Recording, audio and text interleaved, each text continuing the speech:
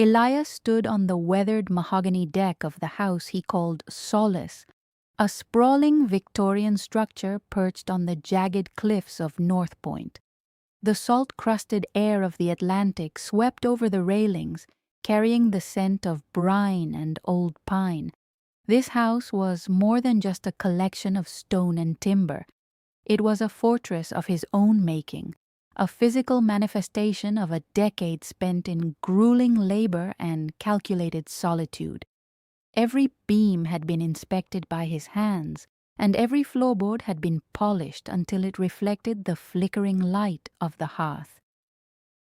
He had assigned a specific purpose to every corner of this sanctuary, transforming the drafty attic into a light-filled studio and the basement into a climate-controlled archive for his collection of rare manuscripts.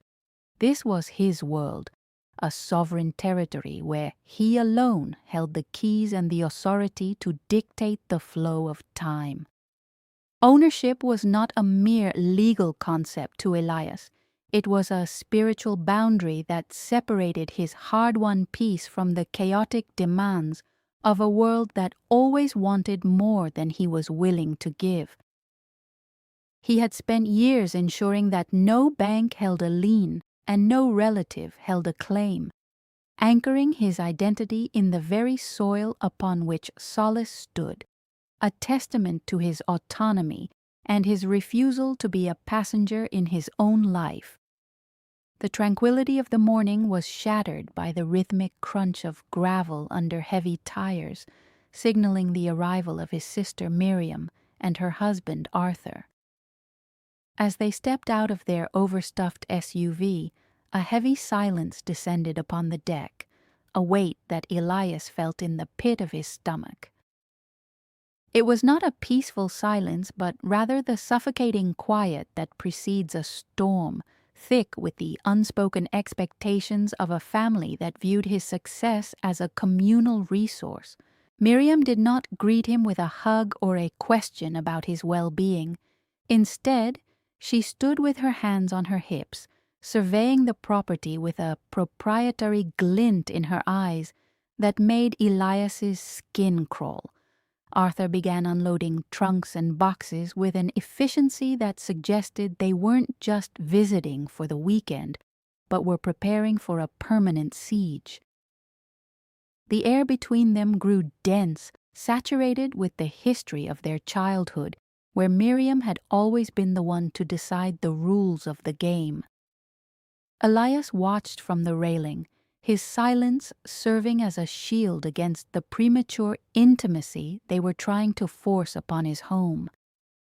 He could feel the pressure of their assumptions pressing against his chest, a demand for entry that went far beyond the physical threshold of the front door, seeking to occupy the very spaces he had carved out for his own quiet reflection. The confrontation finally came in the grand entryway, where the light from the stained glass transom cast long amber shadows across the floor. Miriam gestured toward the sweeping staircase, her voice echoing with a casual authority that Elias knew all too well.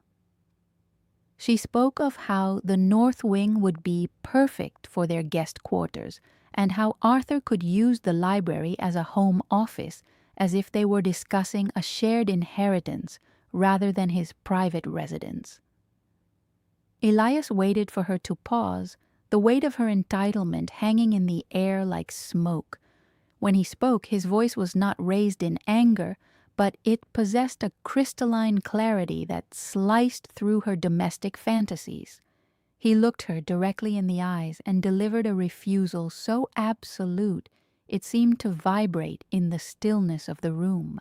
He told her clearly that they would not be moving in, that the rooms she had already partitioned in her mind were not available for her use, and that their stay would be limited to the 3 days they had originally requested. The directness of his words was a physical barrier, a line drawn in the dust that he refused to let them cross, asserting that his home was a sanctuary for one, not a landing pad for their unresolved financial and personal tribulations.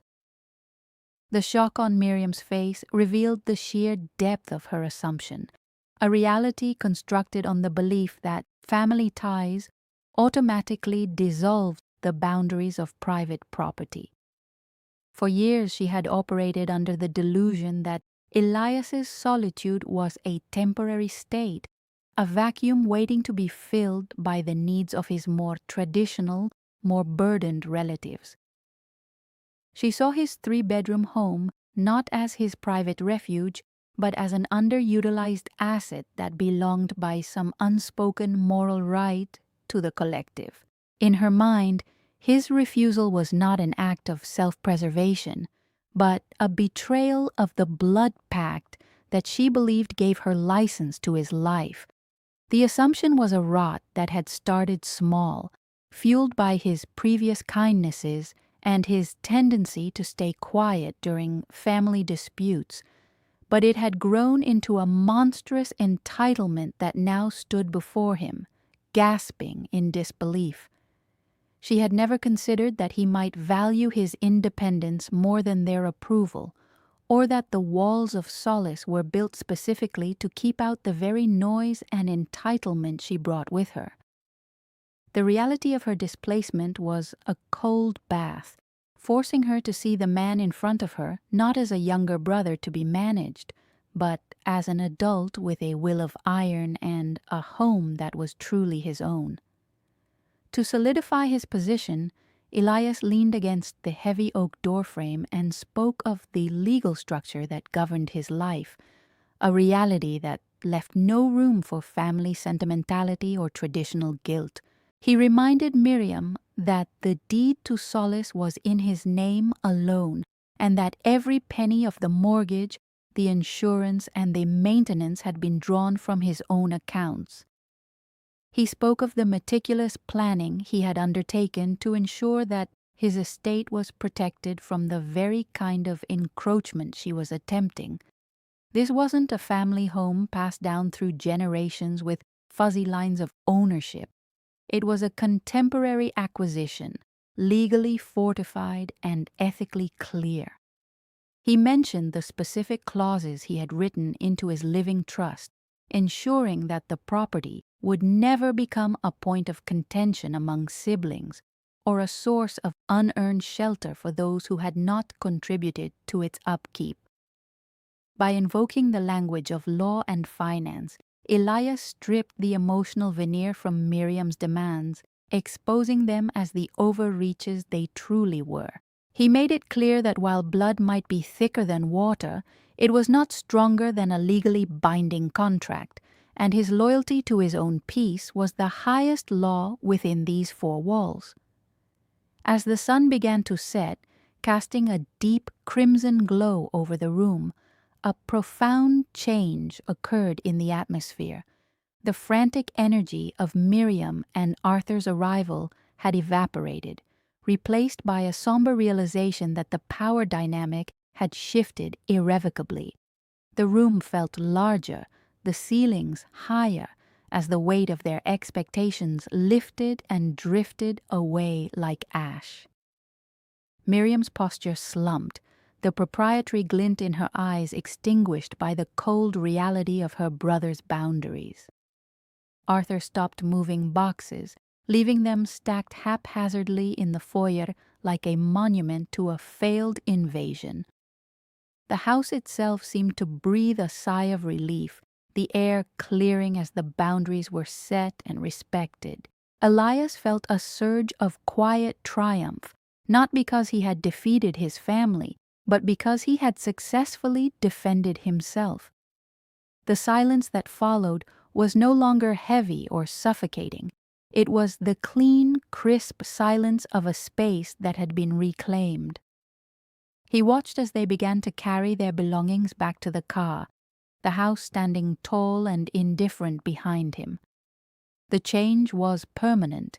He had asserted his autonomy in a way that could never be undone, ensuring that from that moment forward, his home would remain his own, a true sanctuary where the only rules were those he chose to write.